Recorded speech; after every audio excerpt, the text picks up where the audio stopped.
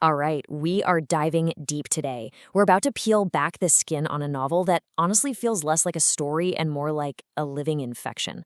We're talking about Sangre del Vacío, or Blood of the Void, a really dense, modern Gothic tale that feels like it was dug up from somewhere dark rather than just written.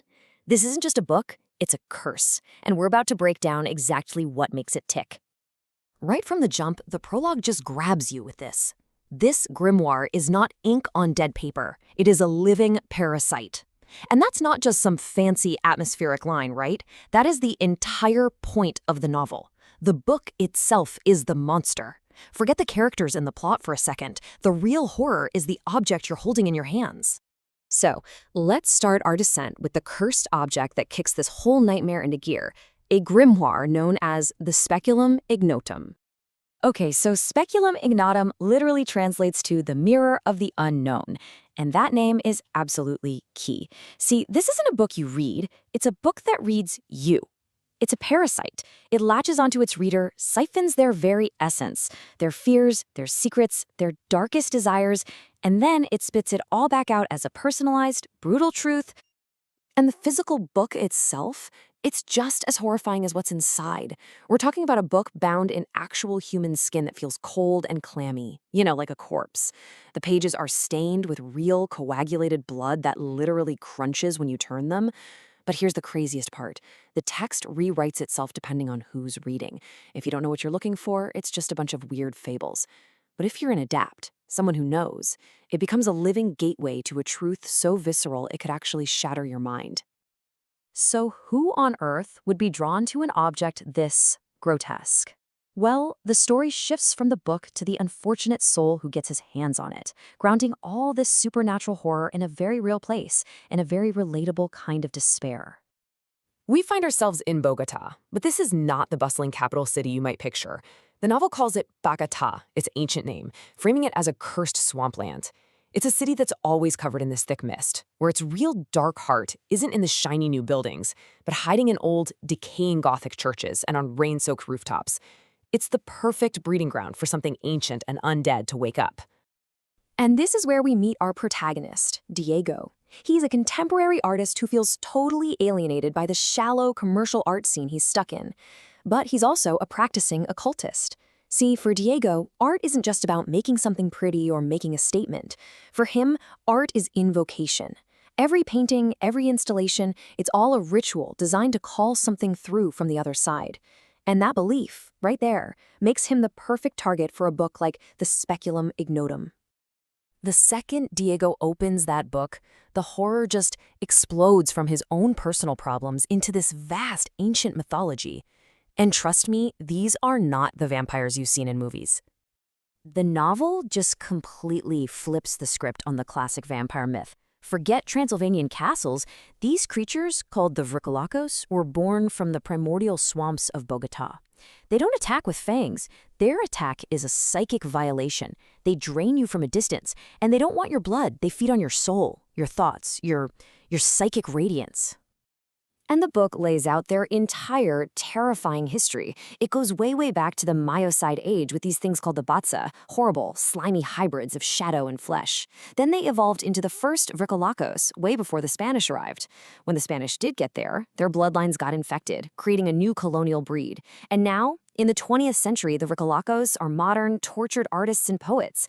Sound familiar? Who hunt people with strong psychic energy. So you have this ancient, terrifying lineage, and now we start to see how it bleeds directly into Diego's everyday life, kicking off his psychological unraveling with a series of really cryptic messages. It all starts with a question that just supernaturally appears on his bathroom mirror. ¿Quién eres cuando nadie te observa? Who are you when no one is watching? I mean, imagine that. This isn't just some spooky ghost message. It's the start of an interrogation from something, forcing Diego to look at the parts of himself he keeps locked away. Then, he starts getting these letters from a mysterious figure who signs them La que cuestiona, the one who questions. And she gives him this chilling philosophy about his life's work. Art that doesn't disturb obeys. Art that doesn't disturb repeats. Art that doesn't disturb lies. She's basically challenging his entire purpose, trying to push him away from making safe, comfortable art and towards something much more dangerous and much more true. And this whole thing just spirals. He follows the clues in these letters, discovers hidden tunnels deep beneath Bogotá, and he meets this strange scholar called the Archivero, the archivist, who seems to know all of the city's darkest secrets. He starts to realize his own shadow self is trying to break through and communicate with him. And it's the Archivero who finally gives him the last key to the puzzle, the Speculum Ignotum itself. So now he has the book. But this leads us to the climax of his journey, because just reading it, oh no, that's not enough. The book demands participation. It contains a ritual, and actually performing it is the only way forward.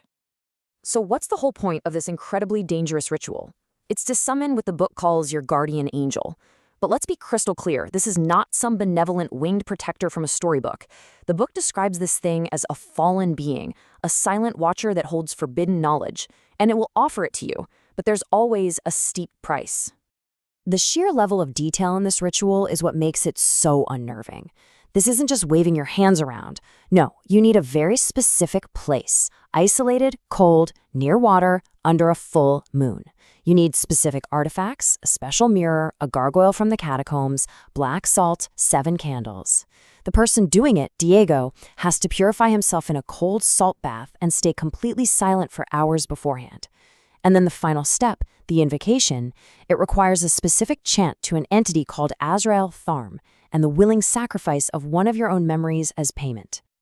And that brings us to the ultimate cost, the final warning the book gives to anyone who dare perform this ritual. What you see, you pay for. What you know, you lose. Knowledge is never, ever free. Every single piece of hidden truth you manage to get from this guardian angel is going to cost you a piece of yourself. In the end, this novel isn't really about supernatural monsters out there in the dark. It's about the monstrous bargains we make with ourselves for knowledge and power. And that leaves us with the one final terrifying question that this whole dark journey is built around.